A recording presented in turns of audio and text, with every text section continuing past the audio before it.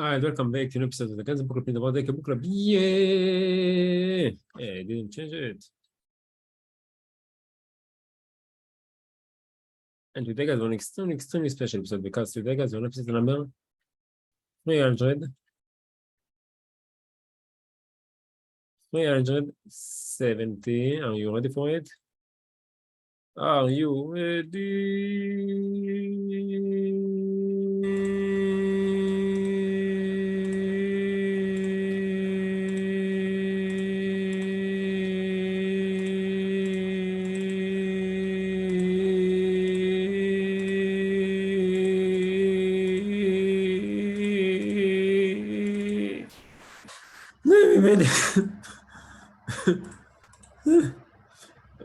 374. Let's go, guys. To celebrate this episode, I have the privilege to continue our journey of influence of psychology of participation. Over to be Cialdini. Page 100 to 222. Let's go. Of course, political ideas are not the only kinds that are susceptible to restriction. Access to sexually relevant materials is frequently limited. And for note is sensational as occasional police crackdowns on adult bookstores and theaters. Regular pressure is applied by parents and by citizens groups to censor the sexual content of educational material, ranging from sex education and hygiene texts to books on the shelves of schools libraries. Both sides in the struggle seem to be well intentioned. And the issues are not simple.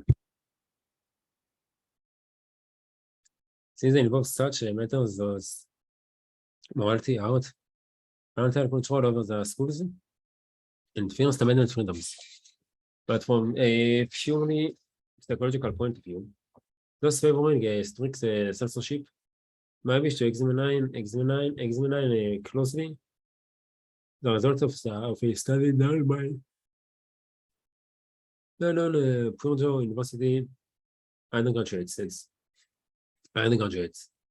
The students were shown some advertisement for a novel. For help for the students, the advertising copy included the statement. A book for adults only, restricted on those 21 years and over. The other half of the students read about no such age restriction on the book. With the researchers later asked the students to indicate their feelings toward the book and discovered the same pair of reactions we have noted with other bands. Those who learned of the age restriction, 1, wanted to read the book more, and 2, believed that they would like the book more than those who thought their access to the book was unlimited. It might be argued that although those results might be true for a small sample of sexually inclined college students, they would not apply to students in junior or senior high schools, where the sex curricula methods are actually being begged. Two factors make me doubt such an argument. First, developmental psychologists report that as a general style, the desire to oppose adult control begins quite soon in adolescence, around the start of the teenagers. Non-scientific observers have also noted the early rise of those strong oppositional tendencies. Shakespeare tells us, placed Romeo and Juliet at the ages of 15 and 13 years respectively.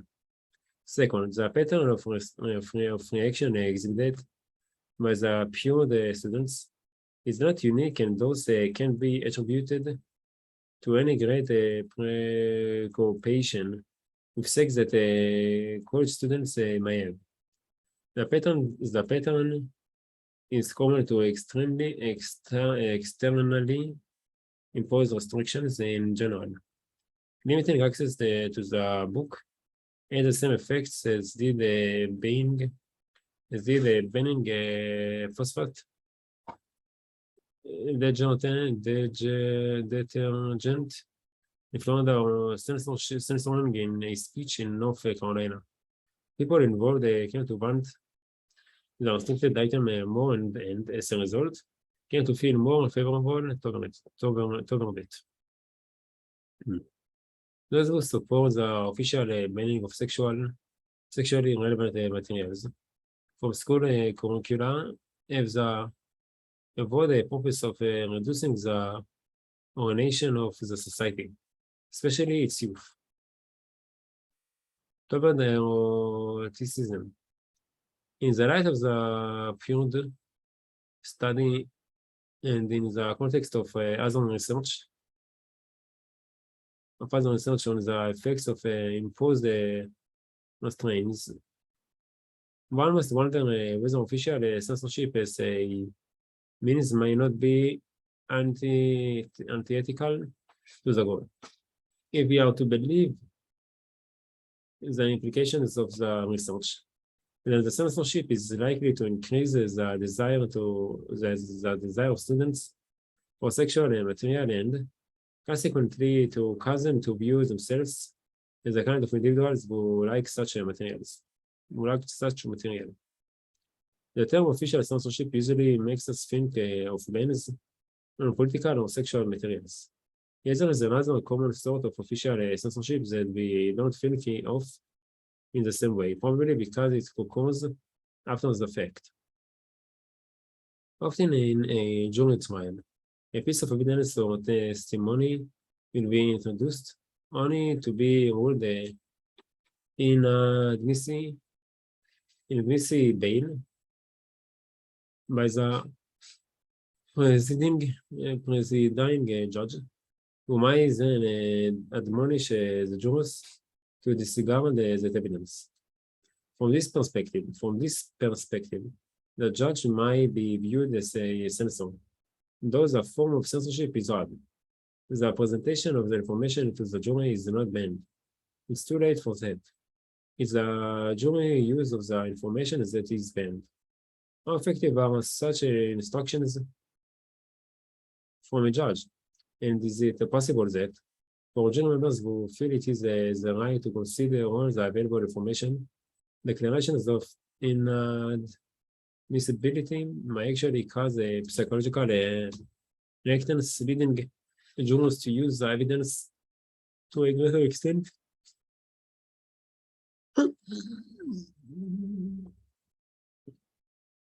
Those were some of the questions asked in a large-scale jury research project conducted by the University of Chicago Law School. One reason is the results of the Chicago jury project are informative is that the participants were individuals who were actually on jury duty at the time and who agreed to be members of experimental juries formed by the researchers. Those experimental juries, they learned tapes of evidence from previous trials and deliberated as if they were deciding the case. In the study, most revealed to our interest in official censorship. 30 such juries and the case of a woman who was injured by a car driven by a careless male defendant. The first finding of the study was no surprise. When the driver said he had liability insurance, the jurors awarded his victim as an average of $4,000 more than when he said he had insurance, $37,000 with $33,000. Thus, as insurance companies, they have long suspected. Juries make larger awards victims if an insurance company will have to pay. The second finding of the study is a fascinating Fascinating one. Though. His driver said he was insured, and the judge ruled that evidence inadmissible, directing the jury to discard it. The instruction to discard the boomerang effect, causing an average award of $46,000. So when starting jurors learned that the driver was insured, they increased the damage payment by $4,000. But when other juries were told officially that they must not use that information, they used it still more, increasing the damage payment by $13,000. It appears then that even proper official censorship in a courtroom setting creates problems for the censor.